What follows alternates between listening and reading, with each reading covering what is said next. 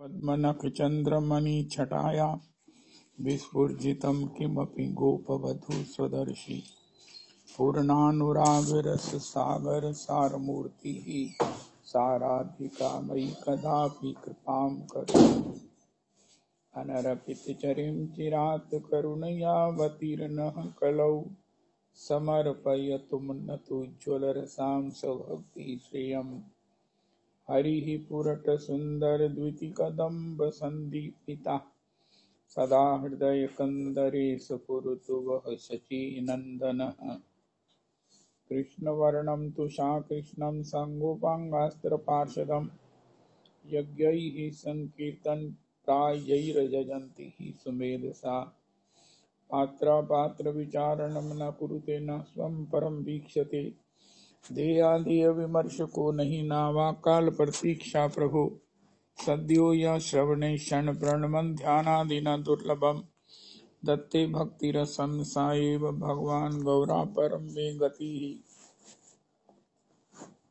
दयेयं सदा परिभवाग्नभविष्टदोहं तीर्थास्पदं शिवविरञ्चिनुतं शरण्यं भृत्यार्तिहं प्रणतपालभवाब्धिपूतं वन्दे महापुरुषते चरणारविन्दम्। त्यक्त्वा सुदुस्त्यज्य सुरेप्सितराज्यलक्ष्मीं धर्मिष्ठार्यवचसा यदगाधयं मायामृगं दयितयेप्सितमन्वधावत् वन्दे महापुरुषते चरणारविन्दम्। आपदामपहर्तारं दातारं सर्वसम्पदां लोकाभिरामं श्रीरामं भूयो भूयो नमाम्यहम्। कृष्णाय वासुदेवाय हरये परमात्मने प्रणतक्लेशनाशाय गोविन्दाय नमो नमः। कृष्णाय वासुदेवाय देवकीनन्दनाय च नन्दगोपकुमाराय गोविन्दाय नमो नमः। सच्चिदानन्दरूपाय विश्वोत्पत्त्यादिहेतवे तापत्रयविनाशाय श्रीकृष्णाय वयं नमः। नमो धर्माय महते नमः। कृष्णाय वेदसे ब्राह्मणेभ्यो नमस्कृत्य धर्मान् वक्ष्ये सनातनान्। नारायणं नमस्कृत्य नरं चैव नरोत्तमं देवीं सरस्वतीं व्यासं ततो जयमुदीरयेत्। अज्ञानतिमिरान्धस्य ज्ञानाञ्जनशलाकया चक्षुरुन्मीलितं येन तस्मै श्रीगुरुवे नमः। वाञ्छाकल्पतरुभ्यश्च कृपासिन्धुभ्येव च पतितानां पावनेभ्यो वैष्णवेभ्यो नमो नमः। हन्ताय मद्निर्मला हरिदासवर्यो यद रामकृष्णचरणस्पर्श प्रमुदा मानं तनोति सह गोगणयोस्तु योर्यत् पानीयसूयवस्कन्दर्कन्दमूलैः कच्ची तुलसी कल्याणी गोविंद चरण प्रिय सह त्वालिकुलैर्बिभ्रद्दृष्टस्तेति प्रियोच्युत। हरे कृष्ण कृष्ण कृष्ण हरे हरे हरे राम राम राम हरे हरे। हरे कृष्ण कृष्ण कृष्ण हरे हरे हरे राम राम राम हरे हरे। ओ कार्पण्य दोषोपहत स्वभावाः पृच्छामि त्वां धर्म सम्मूढ़चेताः।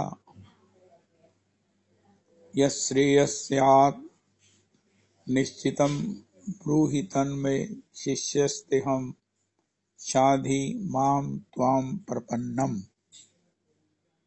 हे ठाकुर जी, हम अपने कर्तव्य के विषय में किम कर्तव्य विमूढ़ हो रहे हैं। सभी हो रहे हैं, आज तक हो रहे हैं। सब दोष नहीं है, उत्साह नहीं है, श्री ये सब क्या है? क्योंकि हम अपने कर्तव्य के विषय में सब प्रकार से निर्णीत नहीं है।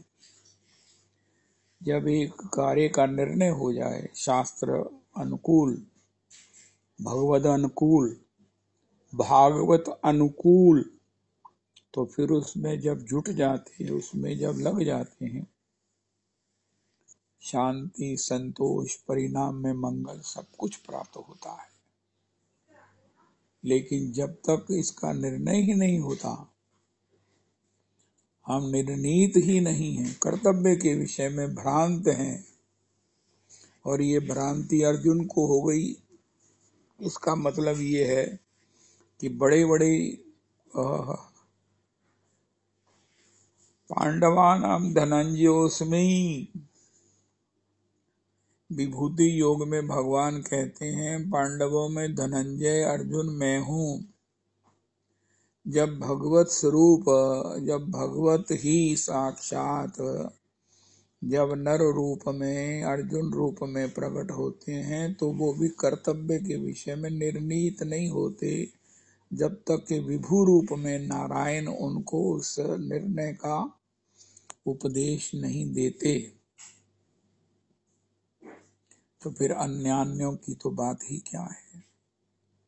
गुरुजनों से, भागवत जी से, रामचरितमानस जी से, जिसके जीवन में संतोष नहीं है, उत्साह नहीं है, खुशी नहीं है, शांति नहीं है, चल तो सभी रहे हैं, चलना तो पड़ेगा ही, सब भी चल रहे हैं जीवन की इस यात्रा में, मृत्यु तक की इस मंजिल तक, लेकिन इसमें संतोष से चल रहे हैं, आनंद से चल रहे हैं, शांति से चल रहे हैं, उत्साहित हैं। हो एक बड़ी सुंदर बात है, जिसका परिणाम ठीक होता है उसका हर क्षण मंगलमय, आनंदमय होता है।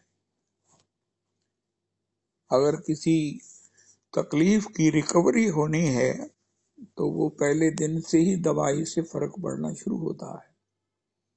दवाई से फर्क ना पड़े और कहा जाए नहीं आप ठीक हो जाओगे, तो इसका मतलब ठीक नहीं है। कितनी देर कोई इंतजार करेगा। जो सद है उसका प्रभाव तत्काल शुरू होता है। इसी प्रकार हमारे जीवन में जो कर्म है, जो आचरण है, जो यात्रा है, कुछ भी नाम लो दो, वो अगर सही है, वो अगर सही है तो हमें तत्काल शांति, तत्काल करने में उत्साह और अपना मंगल एंश्योर्ड हमें चतुर्दिक दिखने, अनुभूत होने लगता है। इसी के विषय में भगवान गीता जी में इतने बड़े श्लोकों से, ज्ञान से, कर्म से, भक्ति से हमें सब प्रकार से विज्ञ कर रहे हैं, उससे परिचित करा रहे हैं।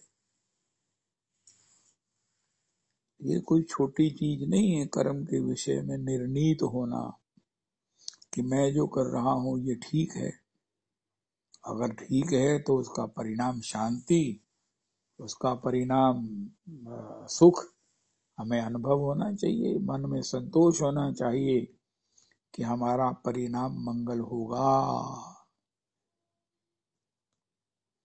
सबसे बड़ा भय किसको है? जो मरने से डरता है। क्यों डरता है? क्योंकि अनिर्णीत होकर जो भी मन में आया, जो भी संग से प्रभाव पड़ा, उसी के अनुकूल हमने कर दिया। अब कर दिया तो फिर उसका परिणाम हमारे चतुर्दिक हमें उसी प्रकार के प्रभावों से प्रभावित करता है, कभी खुश करता है, कभी सब प्रकार से हमें उदास कर देता है। भगवान कह रहे हैं धर्म क्षेत्र कुरुक्षेत्र। आज भगवान ने कहा तुम फलाने से पूछते हो, तुम उससे पूछते हो, लेकिन बड़े कष्ट की बात है कि हृदय में मैं बैठा हुआ। हम किससे पूछे? उनका कोई अपना हो ना उससे पूछे। कोई एक बात रामचरितमानस में गोस्वामी जी ने ऐसी लिख दी है, सब कुछ विलक्षण लिखा है गोस्वामी जी, सुपर मैचलेस। उमा राम समान ही तु जग नाही, गुरु पितु मात बंधु को नाही।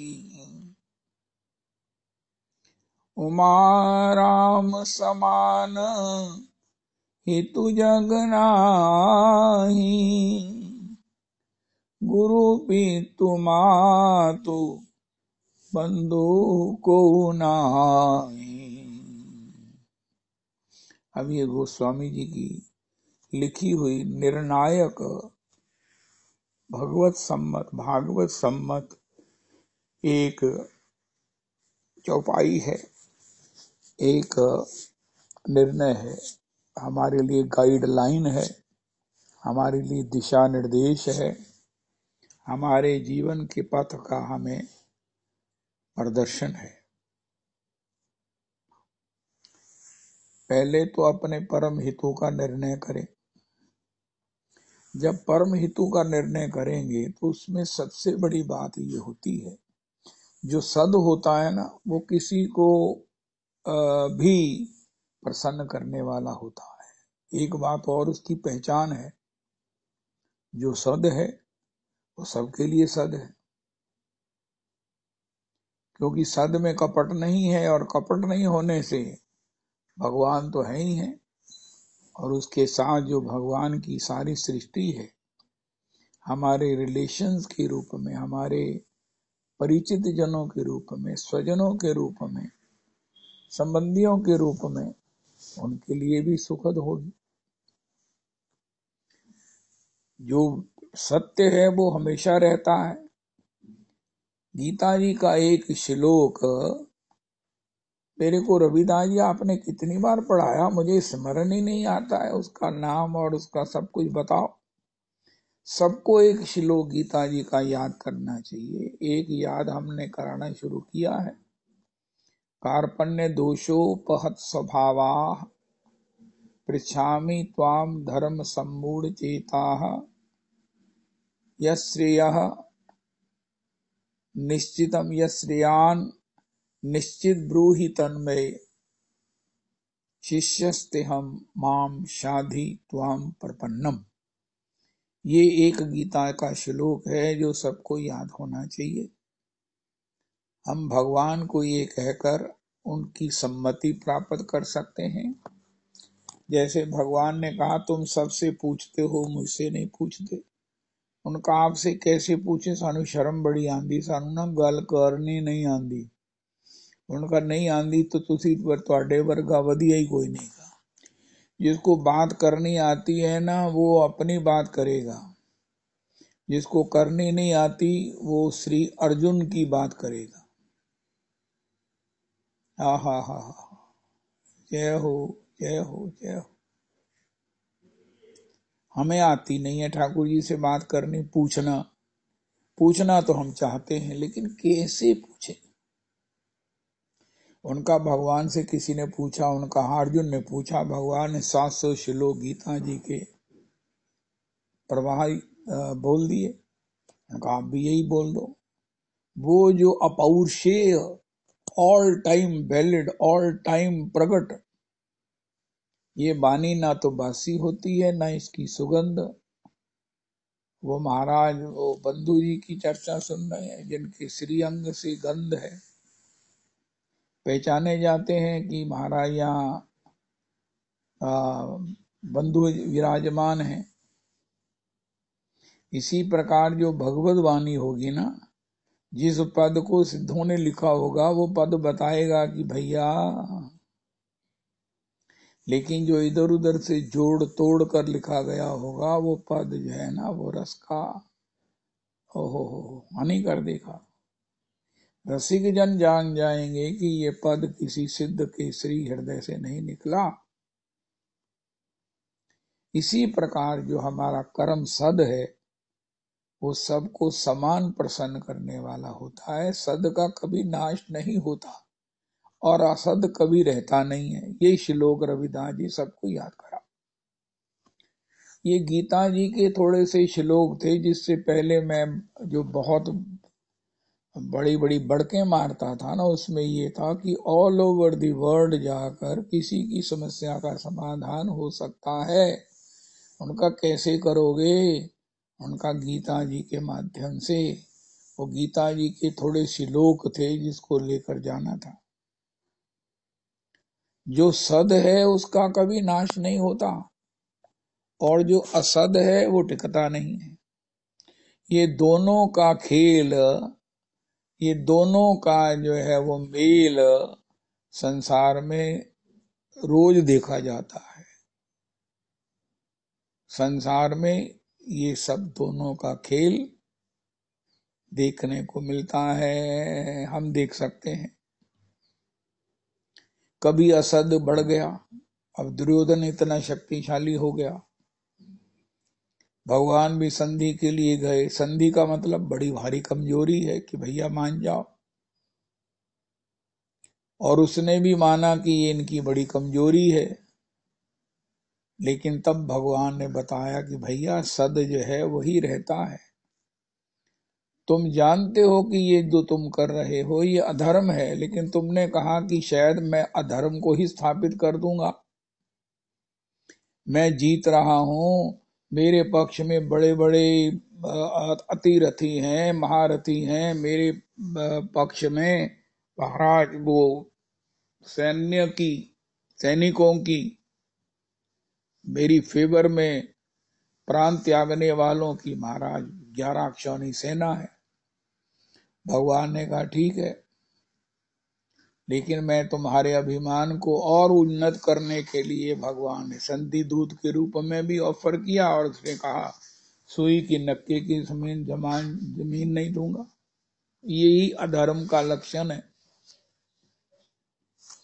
जब कोई अधर्म में होता है, या हम कहें कि हम धर्म में हैं या अधर्म में हैं, अधर्म जो है ना वो अनाप शनाप बकता है, उसकी वाणी में सद नहीं होता, केवल अभिमान होता है। जबकि सद में सब कुछ होता है, हर कोई उससे प्रसन्न होता है, वो भी प्रसन्न होता है, शांत होता है। भगवान तो शांत है, महाभारत में संधि दूत बने हुए, उनको कोई कॉम्प्लेक्स नहीं है। सद को तो भगवान भी रथ चला देंगे। अगर हम सन्मार्ग पर हैं तो अरे और की तो बात क्या, राजसी यज्ञ में प्रथम पूजन कर लो, वो भी करवा लेंगे, और तुम्हारा रथ भी चला देंगे, तुम्हारी जूठड़ी पत्तल भी उठा देंगे, राजसी यज्ञ में फाइनेंस की व्यवस्था भी कर देंगे। लेकिन सद में होने पर,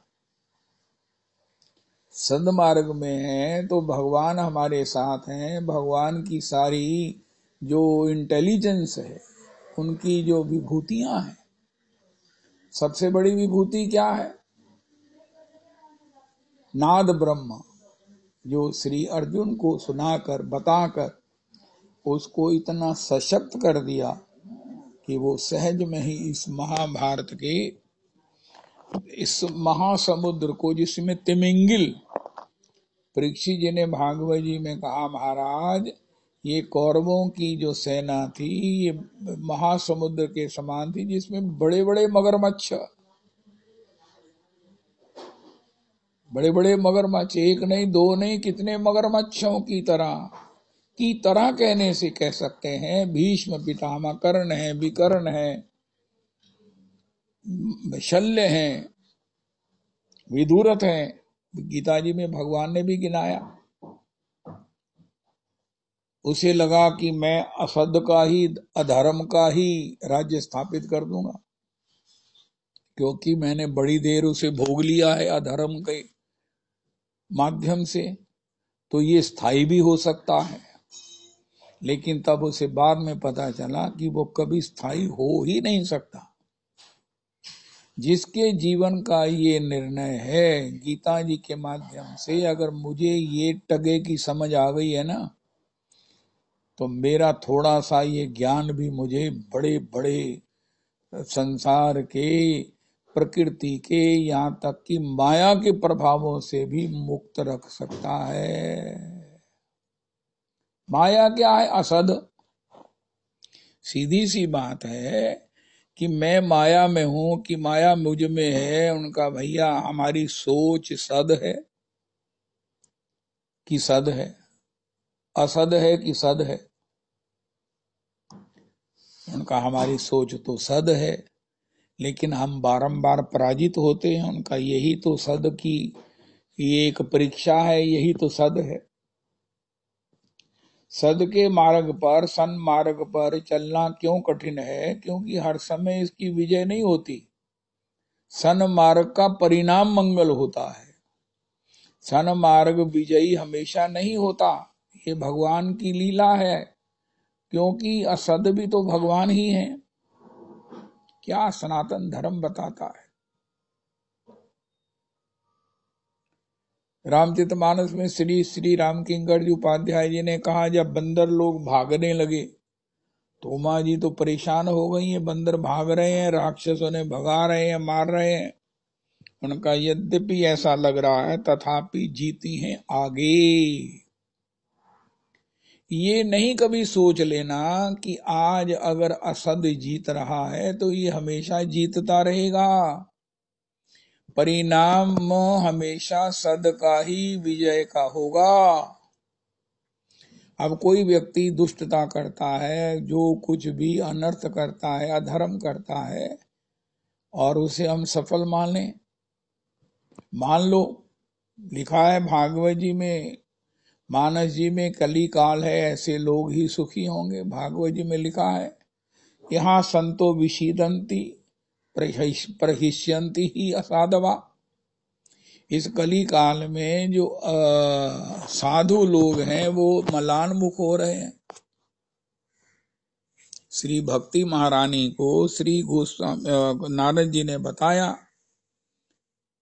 यहाँ संतो विषीदंती, जो संत स्वभाव वाले हैं वो विषीदंती, वो विषादग्रस्त हैं, उदास मुख है, मलिन मुख है। प्रहिष्यंती ही असाधवा, जो भगवान को नहीं मानते, धर्म को नहीं मानते, वेद को नहीं मानते, वो मारे चांगड़े मारते हैं। वो सन्न मार्ग पर चलने वालों का उपहास उड़ाते हैं। तो उनका भगवान को जब ये पता है तो भगवान उसका इलाज क्यों नहीं करते? उनका भगवान ने सन्मार्ग पर, धर्म पर चलने वाले को कहा है, दत्ते धैर्यम तु यो धीमान सा धीरा पंडितोत्तवा। पंडितोत्तवा, ऐसे समय में जिसका धैर्य बना रहे वही पंडितों में महापंडित है। अधर्म तो अपने आप ही पराजित होगा, उसकी नींव ही पराजय से शुरू हुई है, वो बीच में भी पराजित है। जो अधर्म में है उनको कभी शांति नहीं होती। बाहर से उसके लिए चाहे वो कितना प्रचार करें, कितना वो दिखावा करें,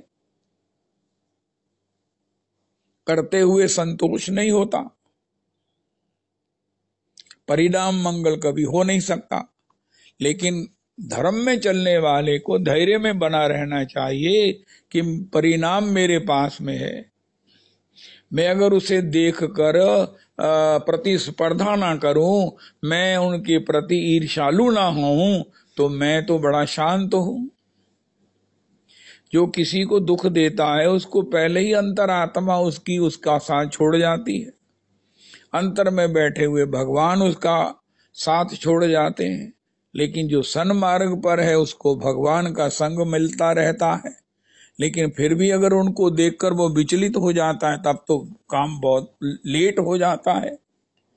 और सबसे बड़ी बात, जीत तो अंत में सद की भी होगी, सद की ही होगी।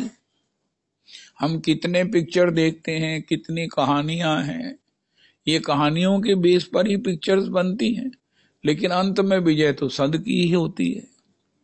रावण रावण युद्ध, राम रावण युद्ध हुआ, आखिर में विजय सद की हुई। ये कंस, ये भारा विदुरथ, ये शाल्ब, ये सब जो है ना आखिर मारे गए। बचे कौन? जो सद हैं। तो सद मार्ग पर चलना कठिन इसलिए है क्योंकि इसमें हर समय जो हम जिस लोभ में सद के पथ पर चलते हैं उसमें पग पग पर सहिष्णुता ही एकमात्र सहायक है। मन का महाराज सहिष्णुता कैसे आएगी? रविदास जी पुरुषोत्तमी कुंज की घोषणा है।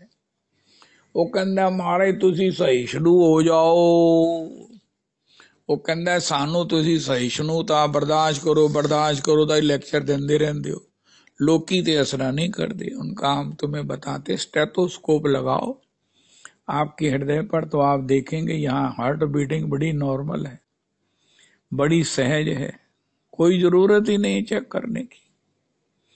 लेकिन जिन लोगों को आप सो कॉल्ड बड़ा प्रसन्न, बड़ा उनका ग्लैमर देख देख कर आप ईर्ष्यालु हो रहे होते हो, दुसंग करके उनके लिए उनकी हार्ट बीटिंग देखो बड़ी डिस्टर्ब्ड है। हमको संतोष करने के लिए, सहिष्णु होने के लिए सबसे बड़ा हमारे पास आत्मबल है। हम भगवान के संग में, सन्निधि में रहते हैं, जबकि वो अधर्म की सन्निधि में रहने के कारण अपने में ही नहीं है, ना स्वभाव में है, ना अपने में है, कहीं नहीं है। जहां उन्हें संग ले जाता है, जहां उन्हें माया ले जाती है, वहां पर वो चले जाते हैं और वहां पर कुछ मिलता तो है नहीं, है ही नहीं है। असद में क्या है? लेकिन जिनके पास सद है, अगर वो अपने अंतर में देखें, बाह्य किसी से स्पर्धा ना करके, बाह्य किसी के प्रति किसी प्रकार से ना ताकें झांकें, तो उनके समान शांत कौन है, स्वस्थ कौन है? ओहो, इस दृष्टिकोण से कि हमारे साथ भगवान हैं, हम सब प्रकार से सहिष्णु हो सकते हैं। अब सीधी सी बात, अगर मैंने किसी को गाली दिया, मेरा मन अशांत है, मैंने गाली सुना, मुझे कोई अशांति नहीं, कहना मैनू बड़ी अशांति, मैनू उसने गाली निकाली। उनका फिर आप भी सद के अधिकारी नहीं है। सद का इतना बल होता है, सद इतना बलवान है नहीं, सद तो भगवान है। अगर हम सद में हैं तो गाली सुनकर हमें उतना ही आनंद होगा जितना सम्मान सुनकर, सम्मान पाकर होता है। जबकि गाली देने वाले को कभी चैन नहीं आता है। वो सहिष्णु है, जिसको गाली दी गई वो सहिष्णु है, वो सहन कर लिया, उसको कोई भय नहीं है। जिसने सहन किया है उसे कौन सा भय है कि कल को विरोध बढ़ जाएगा, कल को मुझे और गाली देगा तो मैं क्या करूंगा? उनका उसे कोई भय नहीं है। उसका तो आत्म बल बढ़ रहा है, उसकी तो आत्म चेतना और उन्नत हो रही है। वो तो देह से परमात्मा में जा रहा है, आत्मा में रह रहा है। जबकि असद में जाने वाला वो अपने आत्मा से महाराज वो माया में जा रहा है। तो ये जो बात कहना चाहते हैं श्रीमद् भगवद गीता जी में भगवान कि भैया अर्जुन, सद का कभी नाश नहीं होता। अगर हम ये मान ले तो सीधी सी बात ये है कि भगवान नहीं, भगवान नहीं है संसार में। भगवान भी महाराज हमारी नहीं सुनते। नहीं, हम भगवान को अनुभव करने वाला पुरुषोत्तमी कुंज हमें रोज ही बताता है फॉर्मूला। भगवान आज भी महाराज जी ने कहा, हाथ जोड़कर प्रणाम करके मेरी अनुभूति, मेरी वांगमयी, मेरी मनोमयी, मेरी पल्लवमयी। अरे हमें बनाने की क्या जरूरत है? हमारे तो राधा रमन जी विराजमान है। अरे कौन सी प्रतिमा बनावे? उनका तुम बनाओ, उनका तुम नहीं बनाओगे, उनका हमारी बनी बनाई हमको गोपाल जी पूर्वाचार्य ने, महाआचार्य ने दे दी है। हम तो जब नजर झुकाते हैं राधा रमन जी को देख लेते हैं, राधा रमन जी को मिल लेते हैं। हमारे घर में भी सेवा में विराजमान है और हमारी पॉकेट में भी है, हमारे हृदय में भी है, हमारे चिंतन में भी है, हमारे स्मरण में भी है, हमारे ध्यान में भी है और हमारे प्राण में भी है। हम ही हैं महाराज। उनका तुम राधा रमन हो, उनका नहीं, हम तो उससे बड़े हैं, उनके दास हैं। राधा रमन जी मत कहो हमें। आपने कोई हमारा सम्मान नहीं किया कि तुम राधा रमन हो। हाँ, कीर्ति मध्य कौन कीर्ति बढ़कर जानी। राय रामानंद जी को कहना चाहिए था कि कृष्ण किसी कोई कहे तुम भगवान हो कि यही कीर्ति है उनका। ना, आपने ये पूछा है जितनी भी कीर्तियां हैं उसमें सबसे बड़ी कीर्ति क्या है? उनका कृष्ण भक्त बलि यार है बड़ ख्याति।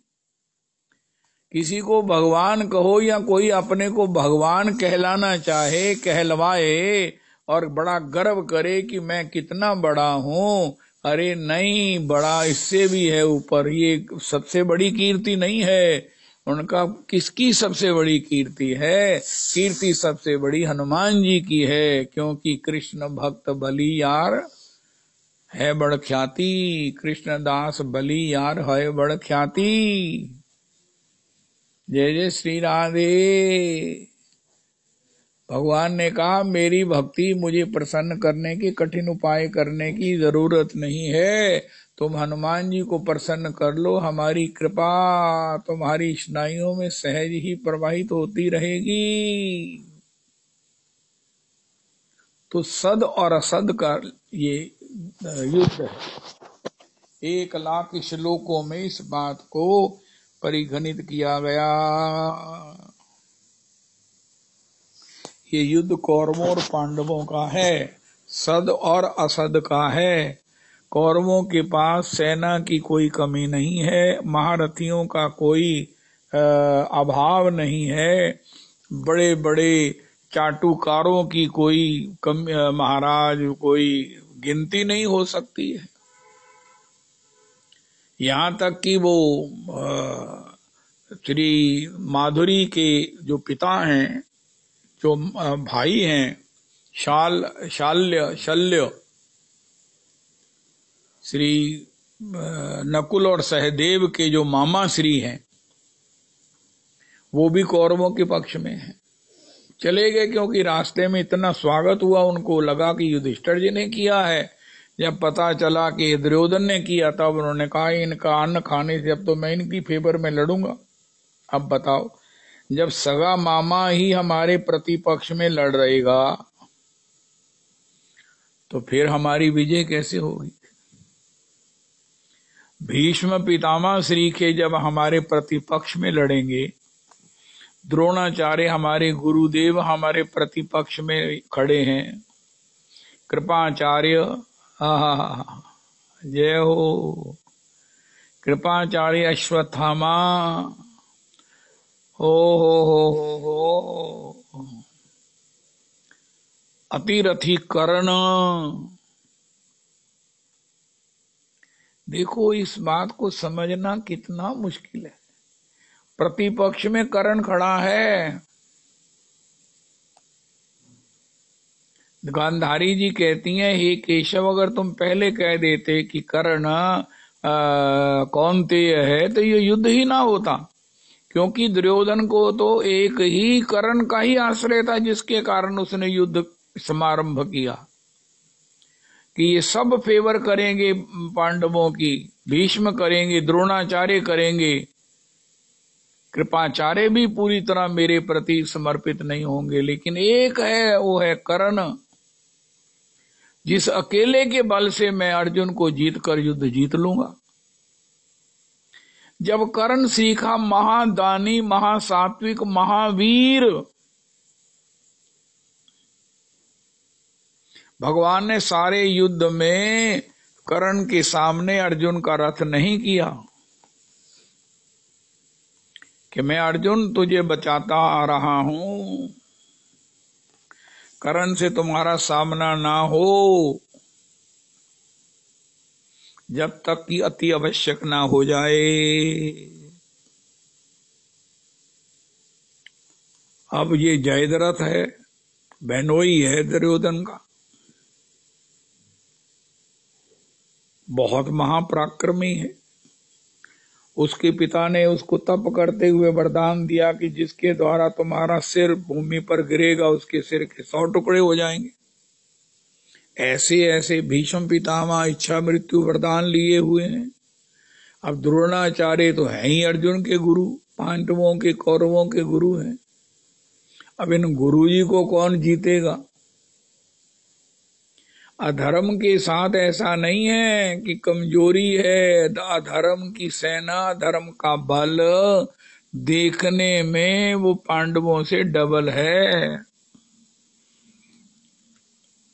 कहा भी गया कि महाराज ये सब कैसे जीतेंगे 11 अक्षौणी सेना को? हमारे पास तो मात्र 7 अक्षौणी सेना है। उनका आपके पास जो धर्म है ना, उसका बल करोड़ों अक्षौणी सेना का है। लेकिन बी पेशेंट, पेशेंट होना पड़ेगा। धर्म विजयी होगा ये भगवान ने कह दिया, गीता जी ने कह दिया, लेकिन हमको उसके लिए पेशेंस रखनी होगी। धैर्यात तत्तत् कर्म प्रवर्तनात् संग त्यागात सतो वृत्तेः षड्भिर्भक्ति ही प्रसीदति। धैर्य रखना होगा। धैर्य का मतलब शांति में रहना होगा।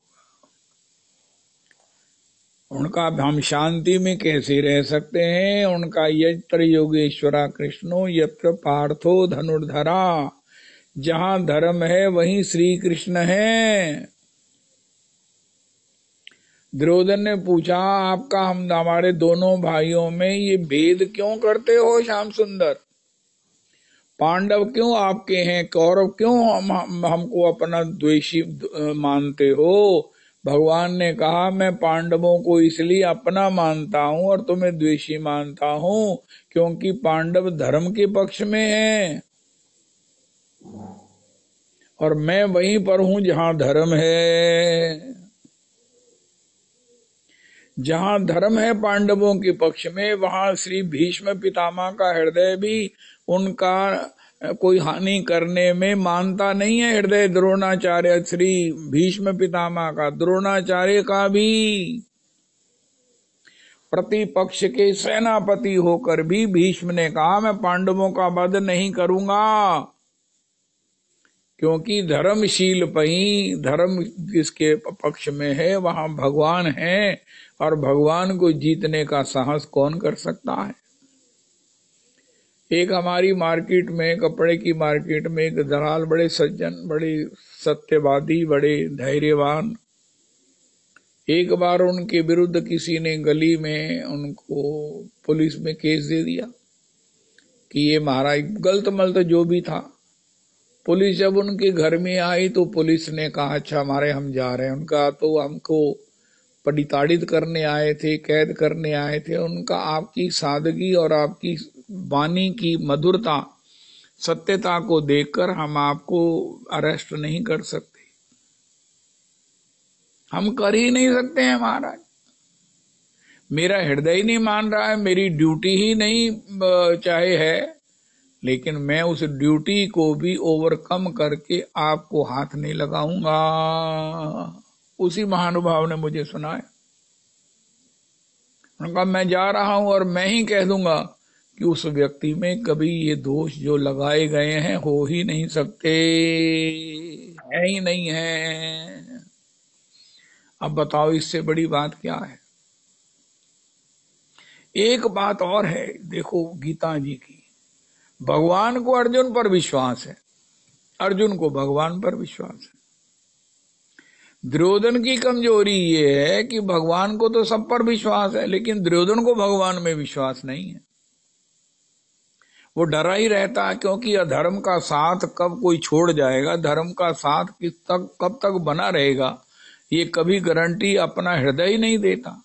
मैं झूठ बोल रहा हूं फिर मैं कहूं कि नहीं मैं तो विजयी होऊंगा, ये मेरा अंतःकरण तो गवाही देगा नहीं।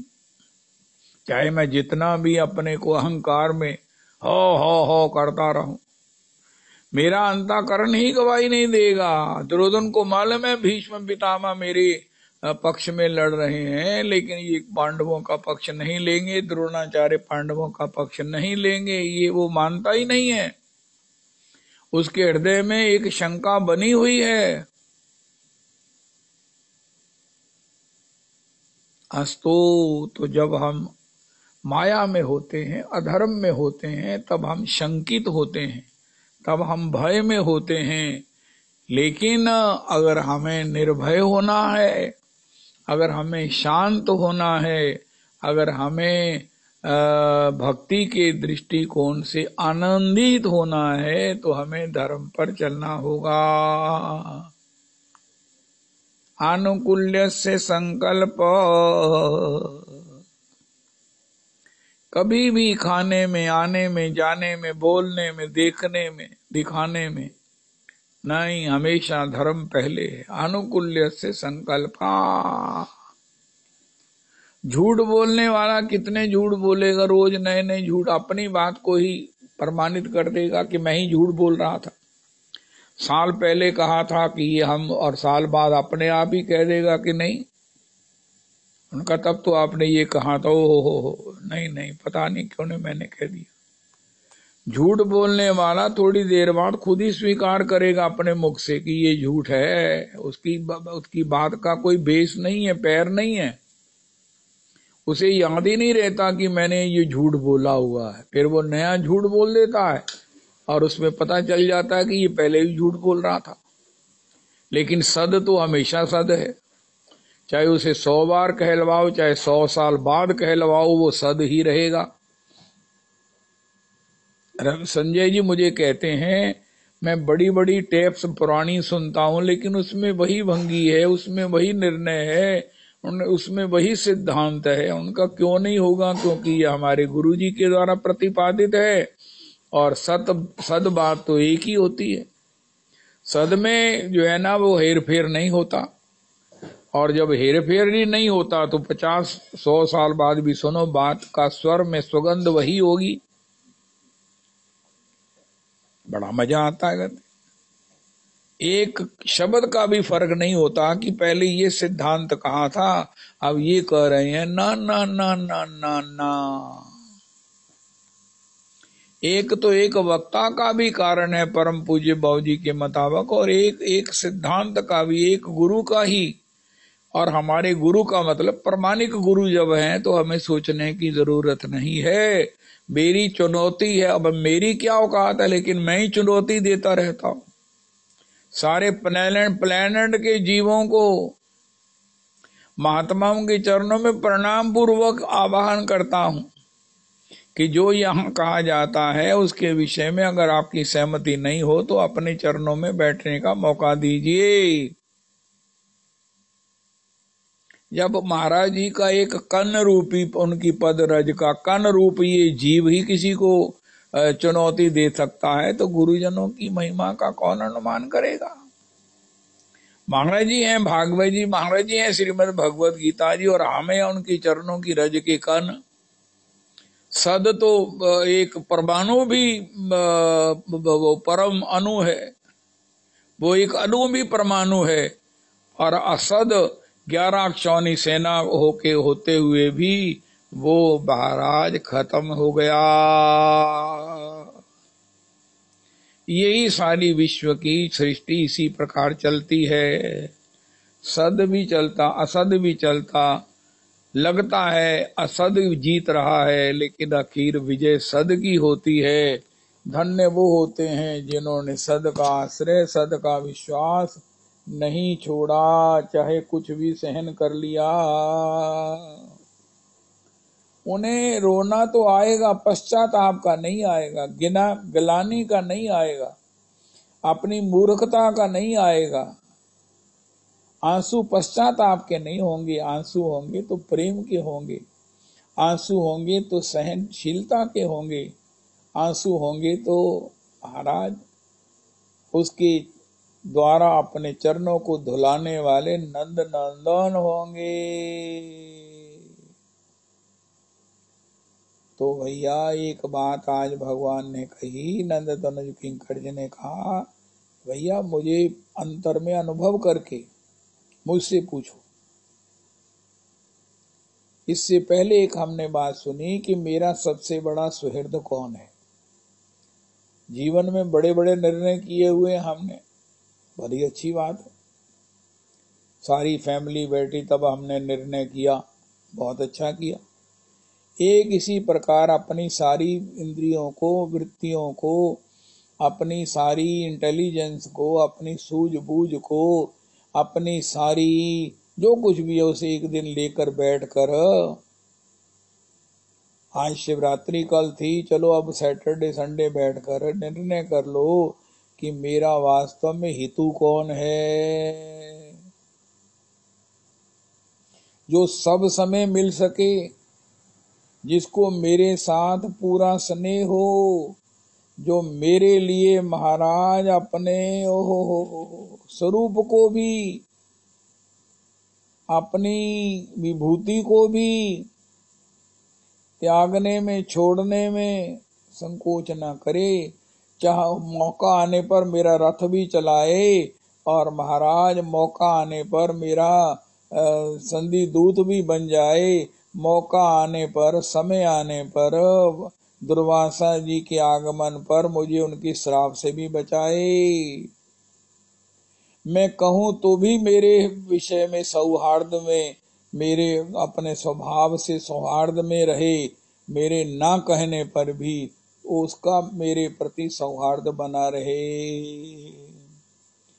सौहार्द की मूर्ति हो, सब समय अवेलेबल हो, और आज तक मेरा हित हुआ है ऐसा रिकॉर्ड हो, और जिनके चरणों में मैं सारा टब्बर लेके, सारे अपने पूर्वजों को लेकर, सारे अपने आने वाली संतति को लेकर, जिनके चरणों के आश्रय को ग्रहण कर सकूं। वो मारा ही साढ़ को लदे आप ही बड़ी जगह छोटी की तो कितने रखी। देखो जी कलिया कट्ठिया ते नहीं मजा नहीं आता, रहा नहीं जाता, जिन्ना मर्जी कहो आप खटपट हो ही जाती है। भगवान कहते तुम मेरे पास आ जाओ, परिवार को ले आओ, खानदान को ले आओ, पूर्वजों को ले आओ, आने वाली संतान को ले आओ, खटपट मैं देख लूंगा और प्यार तुम्हें दे दूंगा। तो निर्णय करो आज कि मेरा सबसे बड़ा ऑल टाइम अवेलेबल, जिसने आज तक मेरा हित किया हो, मुझे कभी सोचना न पड़ा हो, और जो मेरा अपना हो, अपनों का मेरा प्राण हो, वो कौन है? उनका उसका नाम है नंद नंदन। ये छोटी बात नहीं है, सारी दुनिया इसके विषय में अभी तक अनिर्णीत है। हा। किसी से कहो आशा करो, आज यही काम करो। ओ भैया तुम्हें अपने सहृद का कोई निर्णय है कि कौन तुम्हारा सहृद है? यहाँ तक कि जन्म तो जन्म, मृत्यु के समय जो तुम्हारे साथ हो, तुम्हारे संग ना छोड़े, तुम्हारे एक इशारे पर तुम्हारे पास आ जाए और तुम कहो हमेशा मेरे पास रहो, तो वो रहे, जो कहो वो करे और परेशान ना करे, तुम्हें केवल खुश करने में ही लगा रहे। कोई है आपका ऐसा? वो कहते जमाने की गल्ला कर दे, उनका बच्चा इसी जमाने की बात करते हैं। इसमें है श्री राधा रमन, तेरे संग में रहेंगे राधा रमन ला। रवि जी आप करो आप भैया।